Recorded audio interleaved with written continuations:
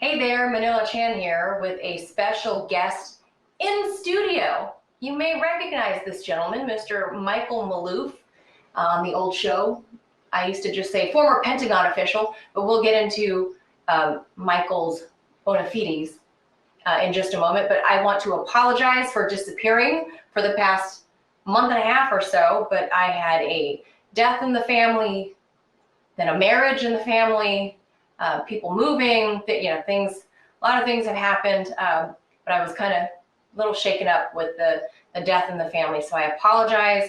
I am back on it, and I've dragged this gentleman in to talk about a very interesting turn of events, I would say, Michael, about one Mr. John Bolton on a hit list, and apparently, or allegedly, a hitman was acquired. A hit was put out on John Bolton. What do we know about that so far? How true do you think that case is to make an indictment from the DOJ? Well, thanks for having me. Thank you for being here. This is the latest thing about in terms of going after not only the IRGC, but it's coming at a critical time. The announcement of this as a consequence of the JCPOA and how it's or the Iranian nuclear agreement that they're trying to revitalize. That is the timing is very impeccable, and some of us who are always skeptical about everything. Yeah. And we don't. As we should be. And we don't believe in coincidences. Yeah. I'm wondering, what about this timing? It's very bizarre. Right, because just yesterday, I remember all the news saying that the JCPOA has reached a really good critical point, and the parties are moving forward. They're going back to their home countries to move this thing forward. And then by the end of the day, boom, and someone wants to off the mustache. And this came at a time when the intelligence community and the law enforcement people came out with this very, very strongly about a conspiracy by the Iranians to wax some 46 Americans. This is the hit list. This is the hit list. There's a hit list, and why this hit list? And we should establish that first. It's basically in retaliation for during the Trump administration for the killing of General Soleimani in Baghdad. That is Qassem Soleimani. You guys might remember. Yeah. I always thought it was a drone hit, but Michael just corrected me today, and I learned that it was not a drone. It was.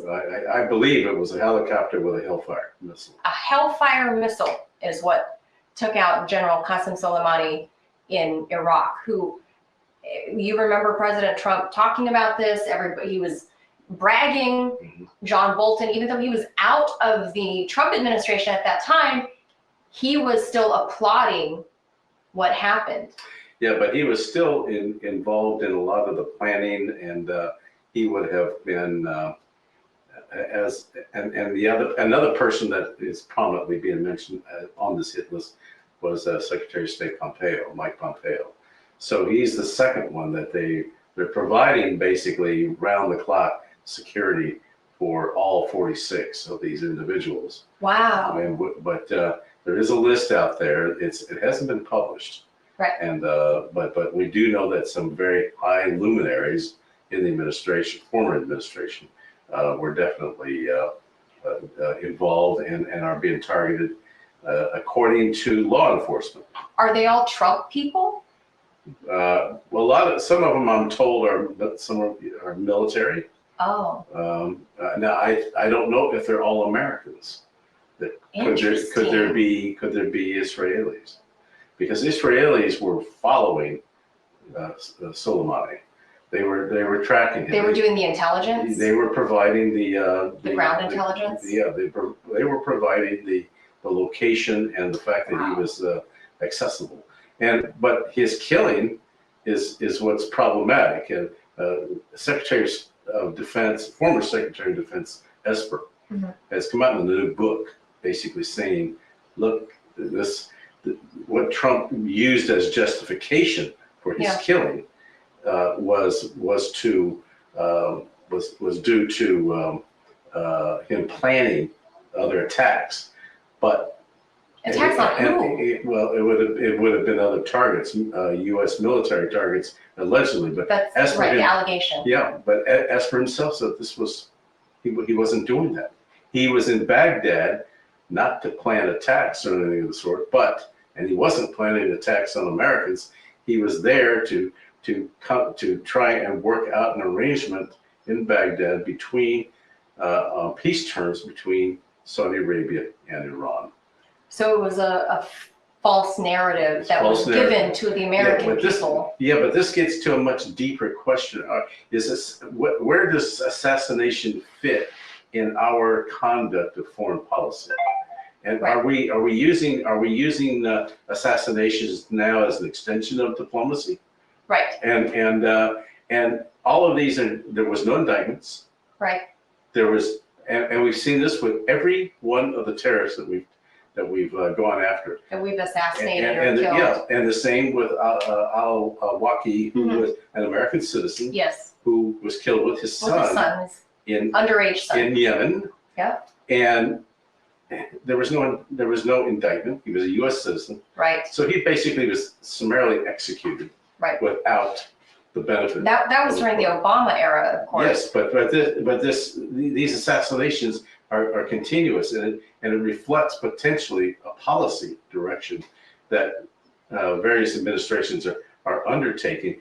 Now, it was my understanding long ago that President Ford, had actually signed an executive order against it. I have not heard that executive order had been lifted.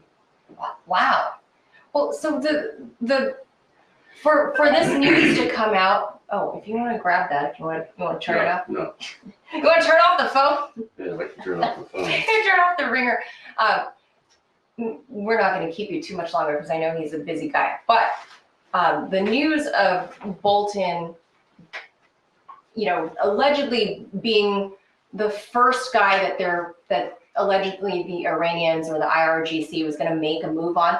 You're saying this doesn't surprise you because America was showing first our keenness for that's what we've been doing. Offing people. Yeah, if they're probably looking at this and saying, well, if you guys can do it and you are supposed to be the leader of the free world, why can't we? Why can't any country? Lead by example, right? Yeah, you're leading by example, and if this is going to be the way you operate against our people, then what's good for the goose is good for the gander.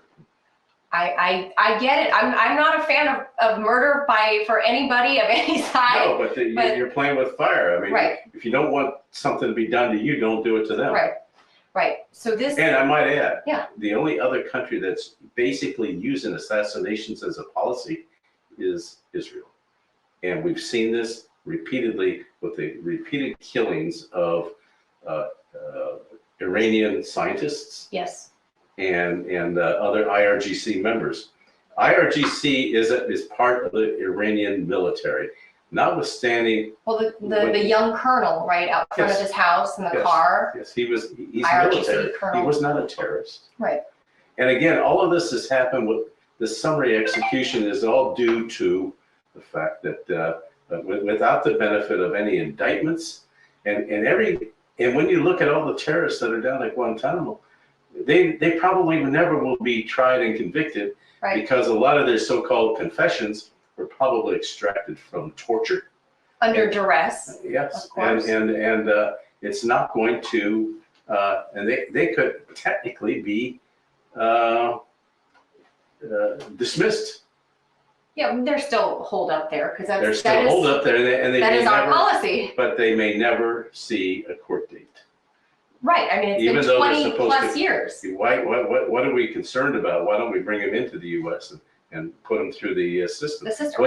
But you see, it's going to be flawed because they underwent torture and duress, and this is something that you don't do if you try to get a confession and try to use it in a U.S. court.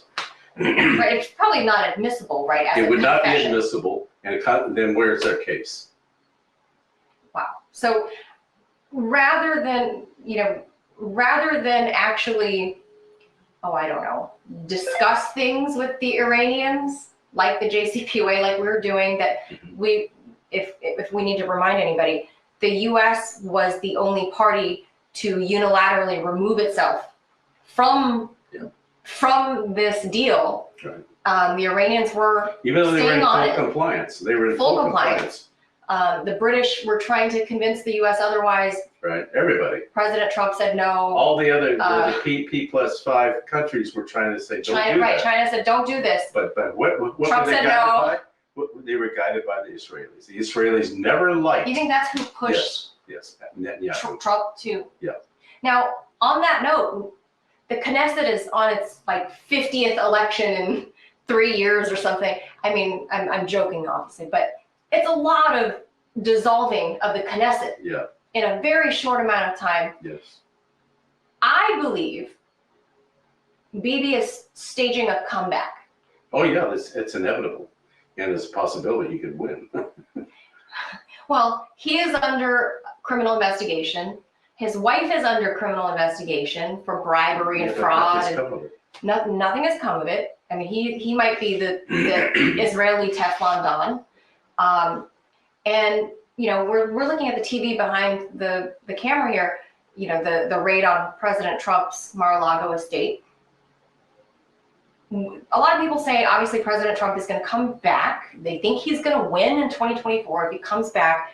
We see a comeback with Trump and we see a comeback with Bibi. What does this mean for the JCPOA? Dead on arrival. Well, it means basically the Iranians, even though they might like the terms, may not go along with it because they know that if a Trump comes in back to office, it's over. The U.S. will leave again. Sanctions will be reimposed, and this is why the Iranians now, along with other countries like Russia and China, have started evolving toward a more alternative world order, a multipolar world order, apart from to get out from under the sanctions and out from under the U.S. Western dominated financial system altogether, because they're hitting bank accounts. If they start trading in their own currencies among these countries, we're talking about countries that belong to the BRICS. We're talking about countries that belong to the Shanghai Cooperation Organization.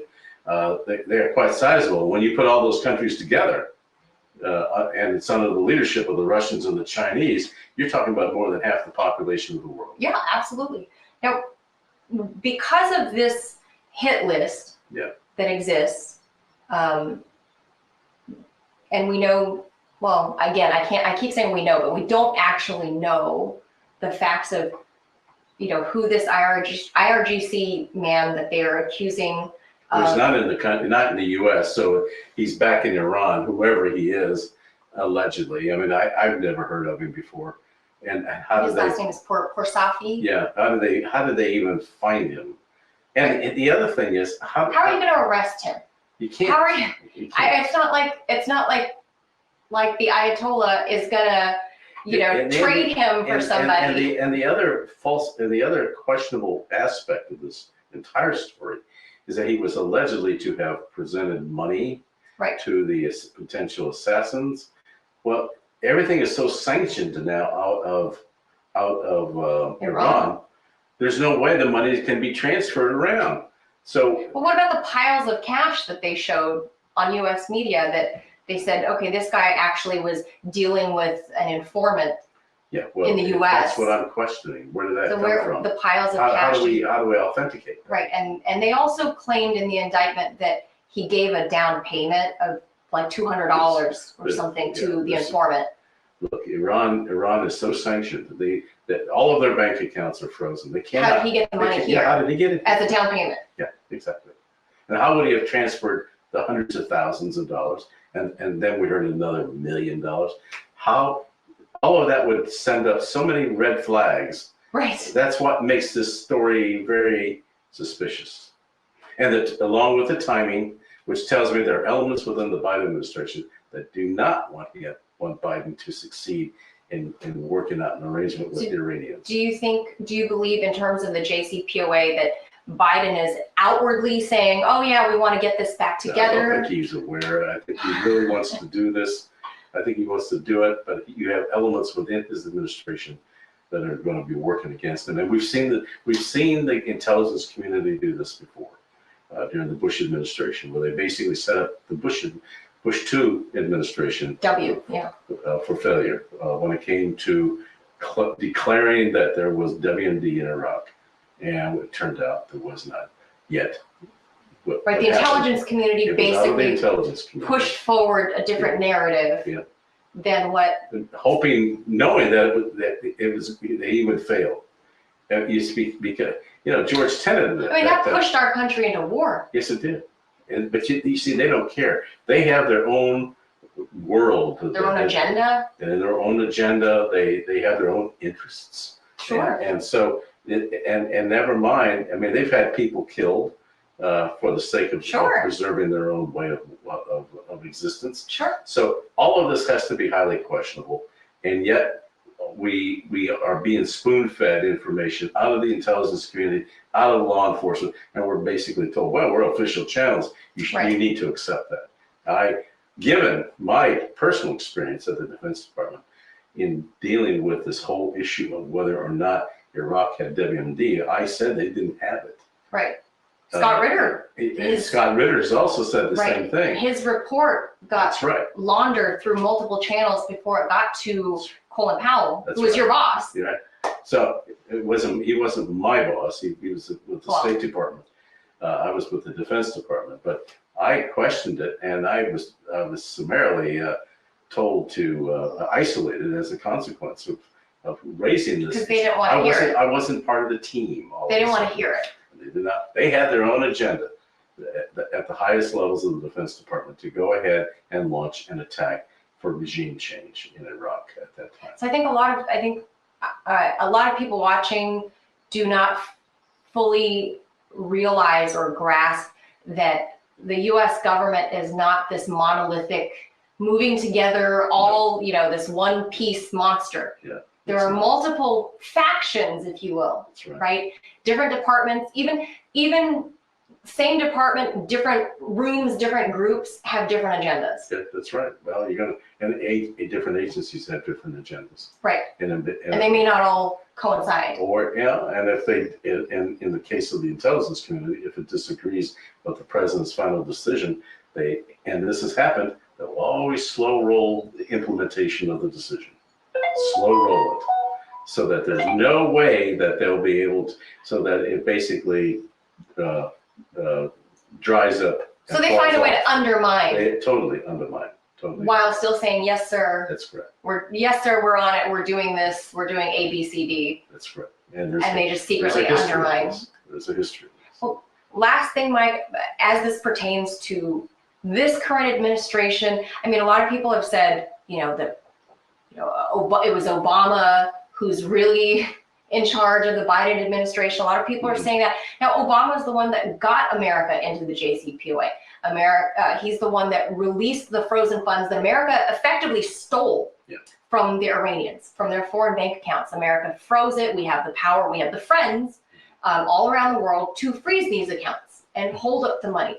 So Obama didn't just give money, boatloads of money to. No, it was Iranian. It was Iranian money. It was their money. It was their money. It was their money. So President Trump comes in, sanction, sanction, sanction. Now there's a hit list.